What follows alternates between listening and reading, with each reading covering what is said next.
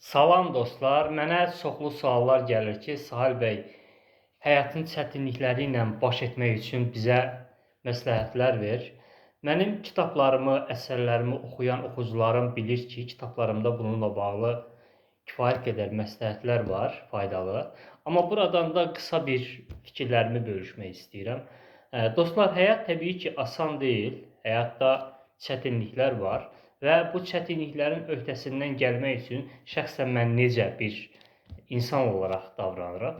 Mənim qarşıma həyatda bir çətinlik çıxanda, təbii ki, mən onu bir sınaq kimi qəbul edirəm və o sınaqdan necə çıxmağım haqqında özümə sual verirəm və belə davranıram ki, mən belə təsəvvür edirəm ki, sanki mən bir imtahandayam, çətin bir imtahandayam, qarşıma bir imtahan qoyulubdur və kənardan da məni izləyirlər ki, bax bu çətinlik qarşısında bu Sahil necə davranacaq və mənim davranışıma uyğun mənə qiymət verəcəklər.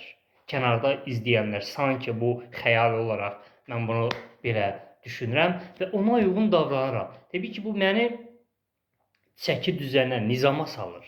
Yəni, mən çətinlik qarşısında, təbii ki, çətinlik insanı əzə bilər, onu yora bilər, amma insan çətinlik qarşısında arxasını çevirməməlidir, çətinliyə qarşısında həyata üsyan etməməlidir və mən elə davranıram ki, məni kənardan izləyən o xəyali qiymətləndirən insanlardan 5 qiymət alım. Və hər zaman da özümə sual verirəm. Eləcə də mənim seminarlarımda iştirak edən insanlara sual verirəm ki, bax, insanlar bəzən öz müdirləri o qədər onlara təzyiq edirlər, o 5 manat müəyyən bir əmək haqqıya görə öz işlərinə görə o müdirin o təzyiqinə dözürlər də. Fikir verirsiniz, bu iş elanlarında da orada qeyd olunur ki, təzyiq altında işləmə bacarığı kimi orada bacarıqlar olur. Yəni, insan müdirinə dözür, amma bir də baxırsan ki, həyata dözmür. Hansı ki, müdir ola bilsin, sənə maaş verir, amma həyat sənə həyat veribdir. Yəni, həyat çox dəyərli bir şeydir. Həyat sənə həyat veribsə, həyat o həyatı mənalı yaşamaq üçün təbii ki, sənin qarşısına müəyyən bir çətin sınaqlar da qoymalıdır.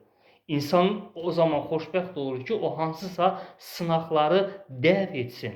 İnsan sınaqları dəf edəndə o xoşbəxt olur.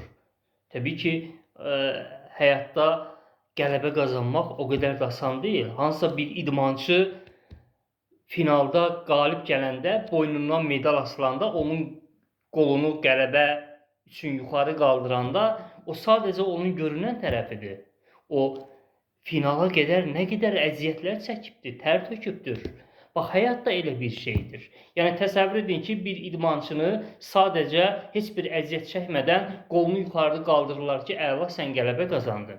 Belə bir şey yoxdur. Ona görə də çalışın, həyatın çətinliklərinə üsyan etməyin, onu sınaq qəbul edin.